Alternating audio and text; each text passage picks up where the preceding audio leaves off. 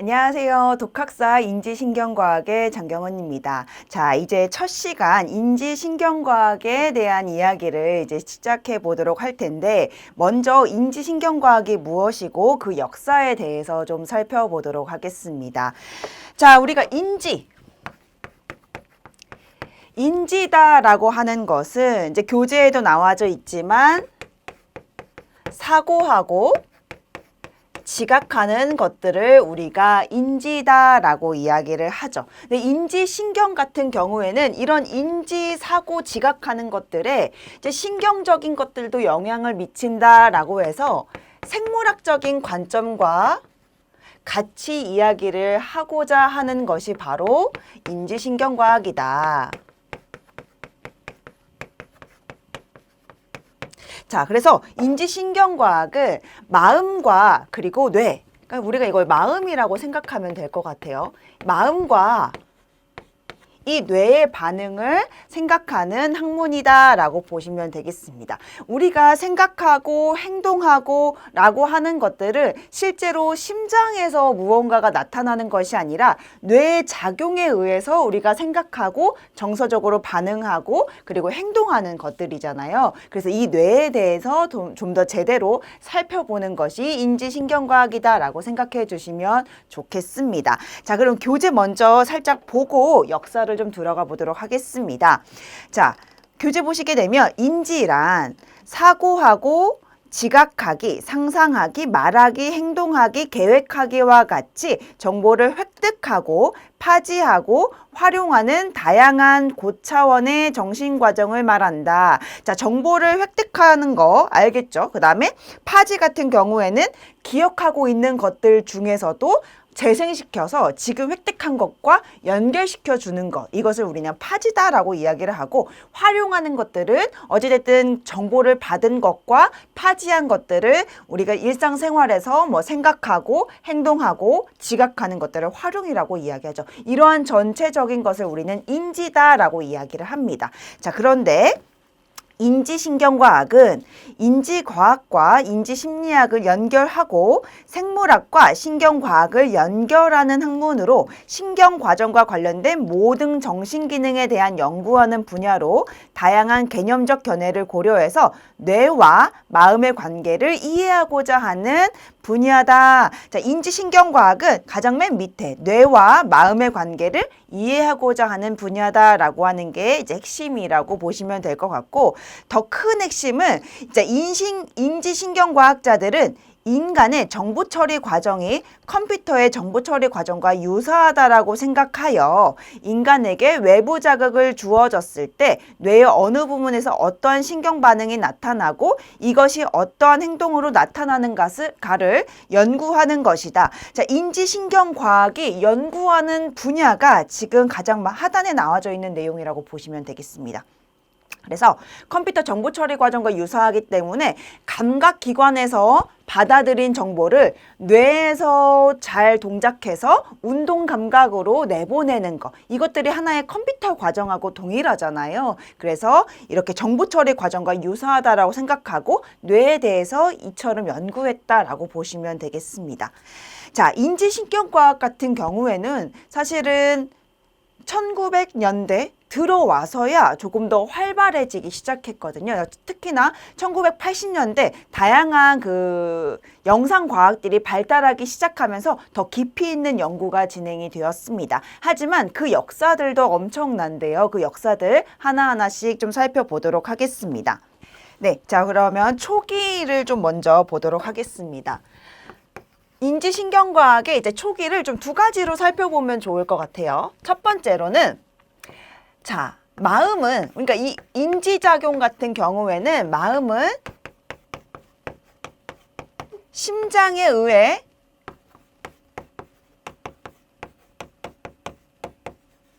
작동된다라고 이야기를 하죠. 우리가 이제 초반에 제가 인지신경과학에 대한 이야기를 할 때 우리가 뇌의 작동에 의한 것이 아니라 이제 심장에 의한 것이 아니라 뇌에 의해서 우리가 생각하고 지각하고 행동한다라고 말씀드렸잖아요. 자, 초기에는 사실 이 심장이 마음의 행동에 영향을 미친다라고 생각을 한 거죠. 자, 그런데 사실 17세기에 와서 자, 17세기에 와서 심장이 아니라 뇌에 마음이 작동한다라고 이야기를 한 거죠. 자, 그러면서 어떤 학자가 나타났느냐? 이제 데카르트의 이원론이 나타나게 됩니다. 자, 이원론이라고 하는 건 뭐냐면, 자, 마음과 신체가 분리되어 있다라고 이야기를 한 것이죠. 그래서 마음과 우리가 교재에는 몸이라는 표현을 썼죠. 몸이나 신체나. 자, 데카르트는 이원론을 주장하게 되는데, 자, 마음과 신체는 분리가 되어 있다. 그리고 이러한 마음과 신체의 분리를 연결해 주는 게 무엇이냐? 손과 셈이다라고 이야기를 한 거죠. 이를 연결해 주는 것이 무엇이다? 손과 셈이다. 뇌의 한 부분이거든요. 우리가 중뇌를 이야기할 때 잠깐 언급을 할 건데, 자, 이 손과 셈에 의해서 우리가 이 마음과 신체가 연결되는 것이다라고 이야기를 한 거죠. 그러니까 뇌에 의해서 마음이 작동이 되는데, 이 데카르트는 이원론을 이야기를 하면서 어떤 것에 영향을 미치느냐, 이 손과 셈이 마음과 신체를 연결해 주더라라고 이야기한 거죠. 근데 우리가 계속 뇌에 대한 연구가 발달하면서 이 손과 셈만이 이 마음과 신체를 연결해 주는 것이 아니다라고 이야기는 합니다. 어찌됐든 이때 당시에는 데카르트는 어찌됐든 뇌의 마음 작동이 일어나게 되는데, 그것이 바로 손과 셈이었다라고 이야기를 하고요. 중요한 건 이제 이 이원론을 주장하게 된 것이다라고 하는 걸 잘 기억해 두시면 될 것 같아요. 우리가 판서로 좀 정리를 하고 교재 같이 보면 좋을 것 같습니다. 자, 그 다음에 19세기 초반으로 넘어갈 거예요. 자, 19세기 초반에는 어떤 학자를 떠올려야 하느냐? 자, 골이라고 하는 학자, 골과 그리고 스푸르츠하임이라고 하는 학자.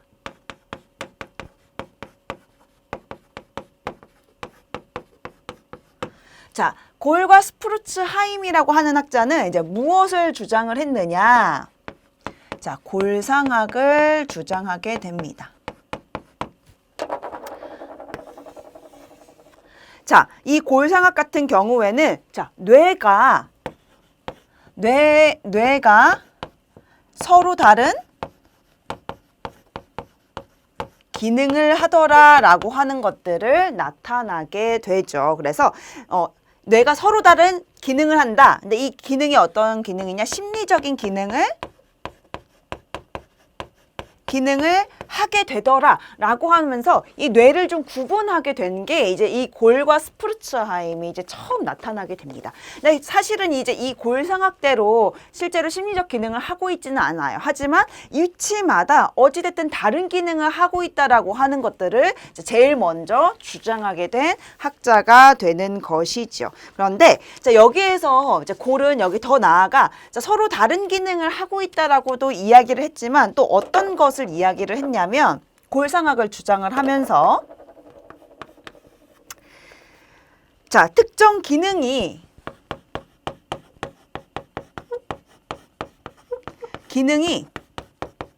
우수할수록 뇌의 크기가 다르다라고 주장을 하게 된 거예요. 그래서 사람마다 이제 기능이 발달함에 따라서 뇌의 크기가 다르고 뇌의 모양이 다르다라고 이야기를 한 것이죠. 사람마다 똑같은 뇌를 가지고 있을 수는 없긴 하겠지만 이 기능에 따라서 우수함에 따라서 크기가 달라지는 것은 사실 아니거든요. 근데 어쨌든 이 골상학을 주장하면서 다른 기능을 하고 있고 또 특정 기능이 우수할수록 뇌의 크기가 다르다라고 이야기한 것이 이제 골과 스푸르츠하임이 주장한 내용입니다. 이것이 이제 19세기 초반에 나타났던 부분이에요. 자, 그 다음에 사실 이제 더 번창하게 된 것은 이제 19세기 중반에 가야 돼요. 여기에 좀 더 써보겠습니다.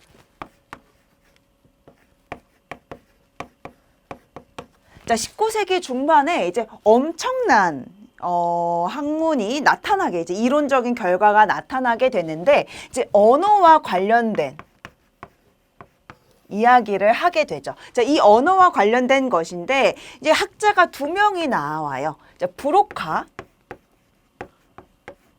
자, 브로카와 그리고 베르니케. 자, 우리가 언어에 대한 이야기를 할 때 이제 앞으로 점점 배우면 배울수록 브로카 영역 그리고 베르니케 영역에 대한 이야기를 이제 좀 더 깊이 있게 다음번에 이야기를 좀 나눠볼 거예요. 언어 이야기를 할 때 좀 나눠보기는 할 텐데, 그래도 이 역사에서는 이 브로카와 베르니케 역할이 매우 중요했거든요. 자, 이제 이 브로카라고 하는 학자가 이제 뇌 부분에 언어와 관련된 부분이 있더라. 그런데 이 언어와 관련된 부분이 어떤 부분을 발견하게 됐냐면, 언어를 생성하고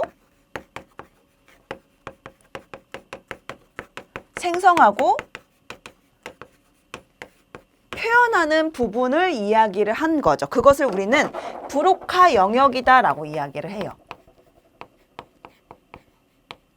그러니까 이 뇌 중에서도 언어를 담당하고 있는 것들이 얘는 언어야 라고 해서 한 부분을 딱 기능을 하는 것이 아니라, 그 언어를 담당하고 있는 그 뇌 안에서도 언어를 산출하는, 언어를 생성하고 표현하는, 그러니까 산출이라는 표현을 쓰거든요. 언어를 산출하는 분야가 있더라라고 하면서 브로카가 이제 발견하게 된 거죠. 그 영역을 우리 뭐라고 하냐? 브로카 영역이다라고 이야기를 합니다. 자, 그 다음에 베르니케 같은 경우에는 얘는 언어를 생성하는 부분들을 발견을 했다라고 한다면, 베르니케 같은 경우에는 언어를 수용하고 이해하는 부분들을 발견하게 됩니다. 역시나 이 영역을 우리는 베르니케 영역이다. 자, 영역이다라고 이야기를 하게 된 것이죠. 그래서 단어의 의미를 나타내주고 우리가 해석할 수 있게 도와주는 영역을 여기에서 발견하게 된 것이죠. 자, 그래서 이 브로카나 아니면 베르니케 이 부분에 뭐냐, 손상이, 뇌 손상이 일어났다라고 하면은 두 가지가 뭐가 나타나게 되냐면 실어증을 나타나게 될 수 있어요. 손상이 되면 손상시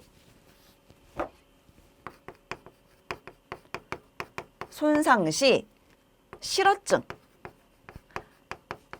자, 그래서 브로카 실어증, 베르니케 실어증이 나타나게 됩니다. 자, 그런데 브로카 실어증을 나타나게 되면은 이해는 해요. 그 단어에 대해서 이해는 하지만 말로 표현하기가 되게 어려운 것을 얘기를 하고, 베르니케 실어증 같은 경우에는 이 영역에 손상이 입었다라고 하면은 언어를 표현하는 것까진 괜찮은데 그걸 의미를 통합하는 걸 할 줄 모르는 거죠. 각각의 위치에 따라서 그 영역을 제대로 못하게 되는 것이죠. 그래서 19세기 중반에 이 브로카와 이 베르니케 영역을 발견한다는 건 엄청난 그런 영역이었고, 지금도 계속 연구되고 있고 계속 우리가 중요하게 다루고 있는 부분 중에 하나입니다.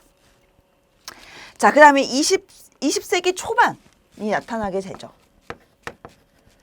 자, 20세기 초반에도 우리가 정말 중요한 이야기를 하게 됩니다. 여기서 이제 20세기 초반에 뭐가 나타나게 됐느냐, 이제 시냅스가 출현하게 되는데, 우리가 뉴런에 대한 발견을, 이제 뉴런에 대한 연구를, 뉴런의 신경계, 뉴런 또는 뭐 신경계에 대한 연구가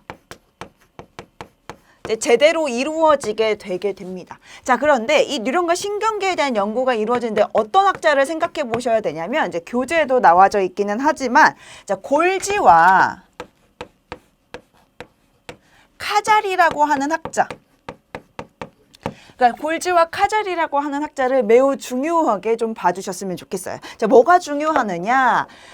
자, 이 골지라고 하는 학자는 처음에 우리가 이제 뇌에 대한 연구를 하면서 이제는 이 뉴런, 신경계에 대한 연구를 하게 됩니다. 자, 그런데 이 뉴런에 대해서 연구를 하려면 이것을 제대로 보려면 염색을 해야 되는 거거든요. 그대로 볼 수가 없기 때문에 뭘 발견하게 됐느냐? 은염색법을 발견하게 됩니다. 자, 염색법을 발견하면서 이 신경계가 뭐처럼 보였더냐? 신경이 다 그물로 연결되어 있네 라고 이야기한 거죠.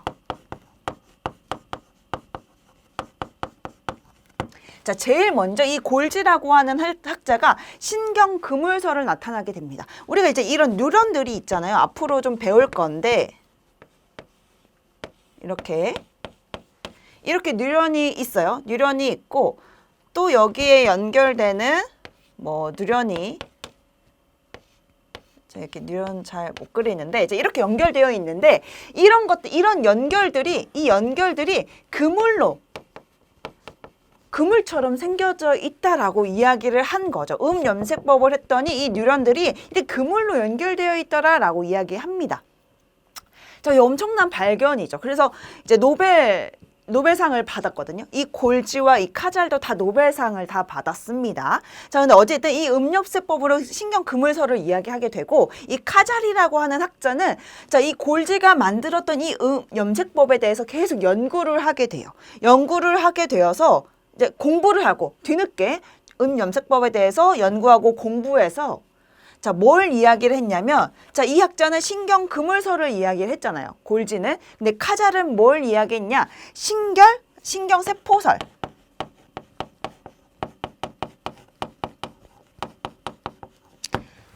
자, 신경세포설은 뭐냐? 이렇게 그물로 엮여져 있는 것이 아니라 네트워크로 되어져 있다 라고 이야기를 한 거죠. 딱 붙어져 있어서 엮여져 있는 것이 아니라 다 네트워크로 형성되어 있는 것이다 라고 이야기를 합니다. 자, 그래서 이 골지와 카잘이라고 하는 학자는 어쨌든 이러한 설들을 내놨잖아요. 연구 끝에 결과물이 나와서 엄청나게 많은 여파를 끼쳤고 그래서 노벨상을 타게 됩니다. 자, 그래서 골지와 카잘이 이제 각각 그물설과 세포설을 이야기했는데 이제 후에 노벨상을 받고 나서 이제 그 후에 계속 영상이 발달하게 되잖아요. 그러면서 이 신경세포설이 맞다라고 하는 게 그물로 엮여져 있는 것이 아니라 네트워크로 되어 있는 것이다. 화학작용을 하고 있다라고 하는 것들이 나타나게 됩니다. 그래서 제일 먼저 사실 신경에 대한 연구한 학자는 골지라고 하는 학자인데 우리가 신경학의 아버지다라고 하면은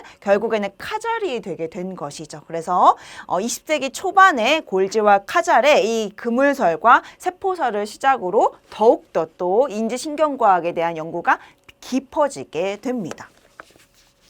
자, 그 다음에 이제 인지과학이 탄생하게 되는데 사실은 이제 20세기 초반에 골지와 카잘에 의해서 계속 그 신경계에 대한 연구를 하게 되다가 이 심리학에서는 프로이드가 나타나게 돼요. 근데 굳이 이러한 신경과학을 하지 않더라도 인간의 마음에 대한 연구는 할 수 있다라고 생각하게 되어서 잠시 이 심리학과 이 신경과학이 좀 더 동떨어진 시대가 있었어요. 뭐 그런 시대가 있었고, 그 다음번에 우리가 이제 조금 더 컴퓨터가 발달하게 되면서 이제 이 뇌과학이 다시 한번 나타나게 됩니다. 자, 20세기 초반에 이런 연구에 의해서 발달했다가 심리학에서는 또 잠시 프로이드 등에 의해서 이런 것들을 좀 신경을 많이 못 쓰고 있다가 컴퓨터가 발달하기 시작하면서 더욱더 이제 연구가 활발해지기 시작한 게 그게 1950년대 정도가 되었어요. 요거는 좀 지울게요. 지우고 이제 쭉 나가서 1950년대에 이제 50년대에 이제 어떤 게 이제 그 뇌와 컴퓨터의 정보 처리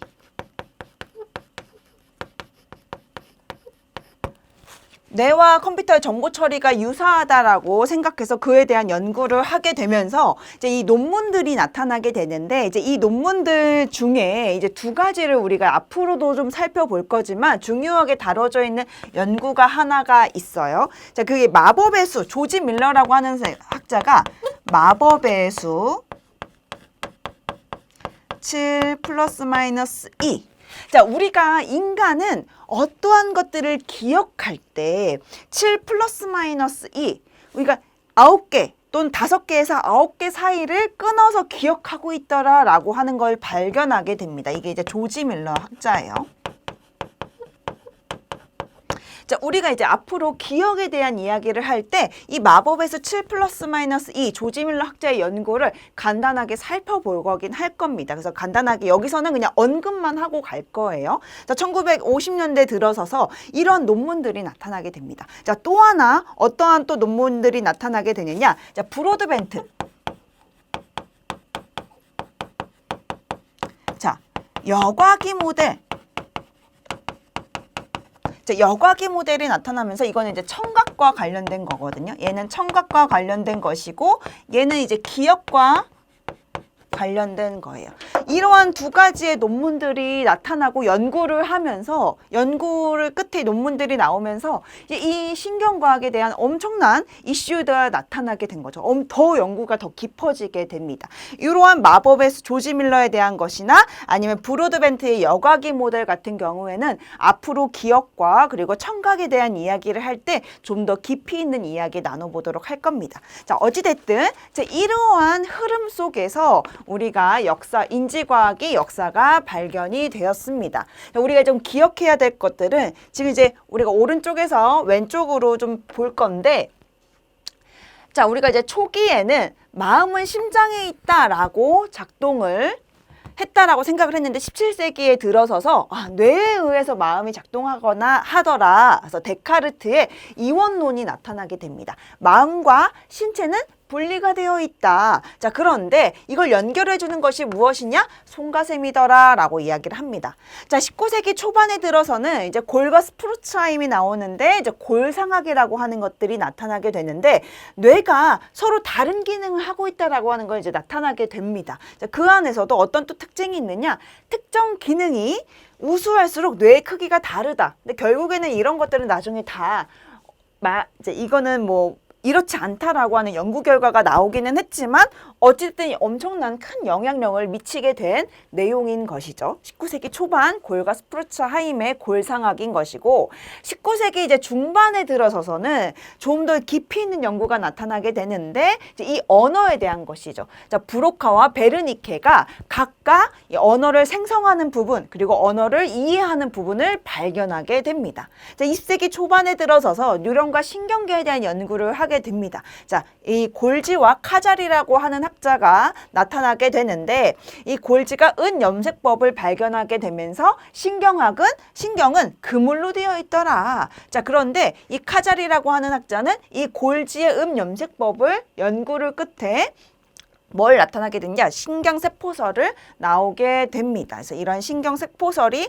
결국에는 맞다라고 판단을 하고 신경계의 아버지가 골지가 아닌 카잘이더라라는 거.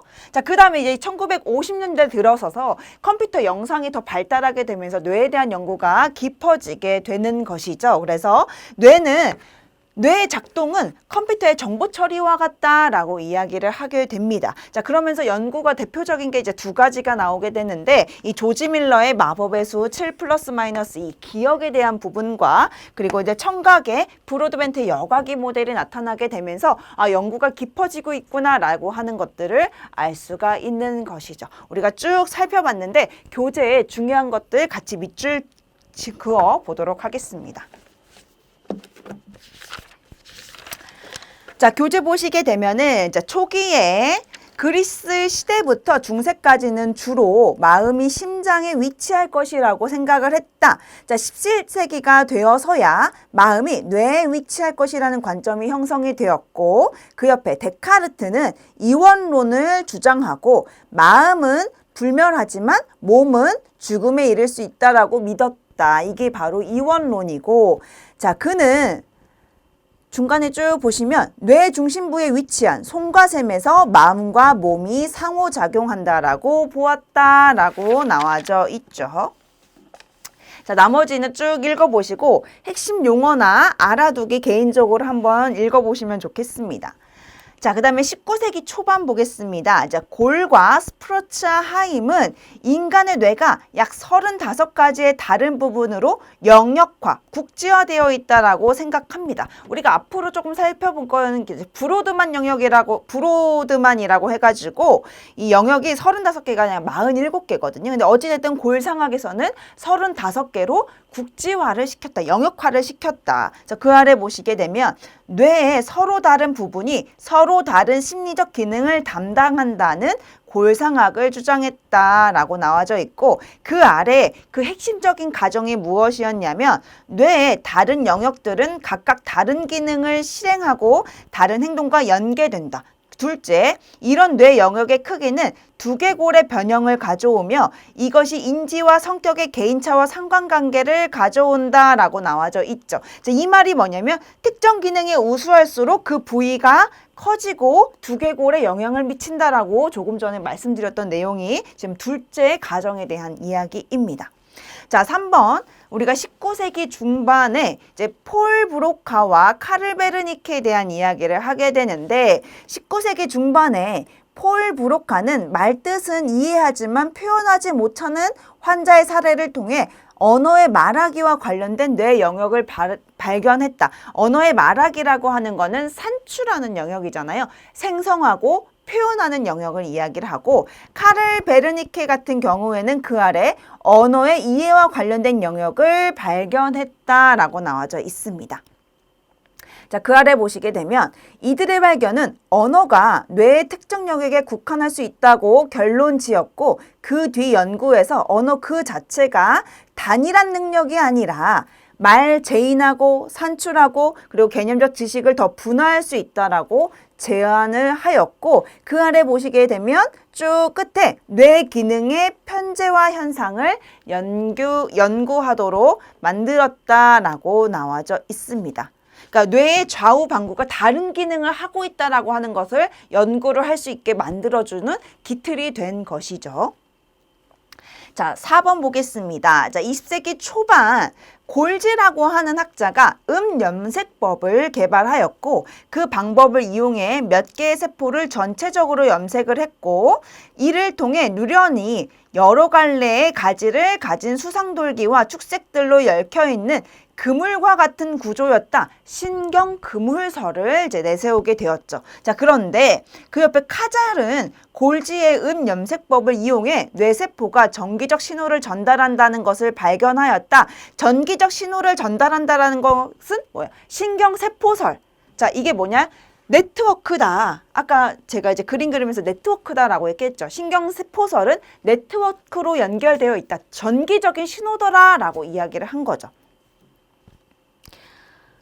그래서 자, 골지와 다르게 뇌는 하나의 융합체가 아닌 세포체, 축색돌기, 수상돌기가 하나의 완전체로 연속된 것이 아니 서로 접촉에 의해 교신한다고 주장하였다. 즉 세포들의 네트워크라고 생각한 것이다 라고 하였고, 두 학자는 1906년에 노벨상을 동시에 수상하였다라고 나타나게 되죠. 자, 그 아래 그러나 전자현미경이 등장함에 따라 뉴런의 신경돌기들이 연속적이지 않고 떨어져 있는 것을 발견하게 되었고, 카잘이 주장했던 시냅스의 존재가 알려지게 되었다라고 이야기합니다. 자, 근데 우리가 지금 좀 보면은 사실은 이 골지와 카잘 조금 더 설명 더 해드릴게요. 자, 우리가 아까 뉴런을 설명해 드렸잖아요. 앞으로 얘기를 할 건데, 자, 이 골지와 카잘은 이 뉴런 하나에 대한 이야기를 한 겁니다. 그래서 이런 것들도 다 그물로 연결되어 있다라고 골지는 생각한 거고, 카잘은 네트워크로 연결되어 있다라고 봅니다. 그래서 여기서 전기적 신호다라고 이야기를 하죠. 자, 우리가 뉴런 하나에는 전기적 신호로 의해서 서로 연결하고 확산이 이루어지게 되고요. 만약에 여기에 이제 다른 뉴런하고도 연결이 되어 있잖아요. 그쵸? 다른 뉴런들하고 연결되어 있는데 이 연결은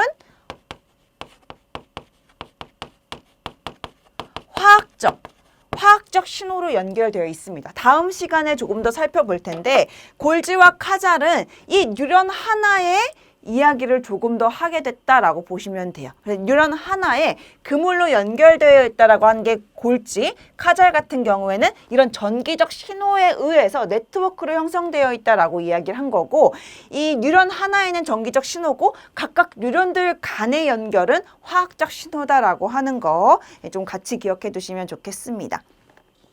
자, 5번에 인지과학의 탄생 보겠습니다.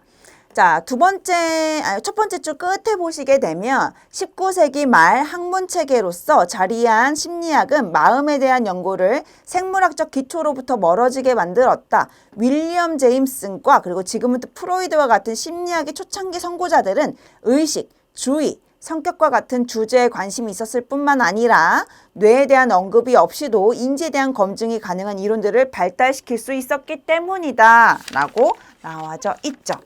자, 그 다음 장에 인지심리학의 토대는 1950년대 후반에 뇌를 컴퓨터에 비유한 정보 처리 접근에 있다라고 하면서 이를 통해 마음은 정보를 처리하는 것과 유사하게 작동할 것이라는 생각이 나타나게 되었다. 그래서 그와 관련된 여러 가지 논문들이 나오는데 조지 밀러의 마법의 수 7 플러스 마이너스 2가 있고 도널드 브로드벤트의 주의와 기억폭에서 청각적 국지화의 역할이라고 하면서 이 여과기 모델을 나타나게 됩니다.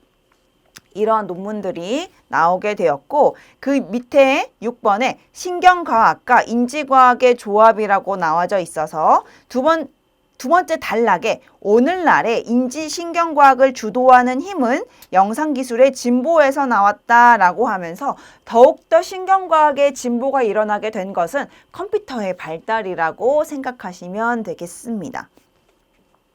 자, 우리가 이제 이 역사에 대해서 쭉 살펴보았는데 사실 이 역사만 딱 들었을 때 너무너무 재미있고 또 궁금하지 않으실까라는 생각이 듭니다. 자, 다음 시간에는 우리가 이제 이 골지와 카자리 이야기를 했던 이 뉴런에 대한 이야기를 좀 해보도록 하겠습니다. 자, 이게 무슨 생물시간인가라는 생각이 들 정도로 조금 깊이 있게 다루기는 할 테지만 여러분들이 좀 과거에 여러분들 공부했던 것들을 복습한다라고 생각하실 수도 있고 또 앞으로 여러분들 뇌에 대한 이야기를 할 때 이해를 조금 더 돕기 위해서는 이 뉴런과 신경계에 대한 이해가 조금 필요합니다. 다음 시간에 좀 더 깊이 있는 이야기 같이 나눠보도록 하겠습니다. 자, 오늘 정말 고생 많으셨습니다. 감사합니다.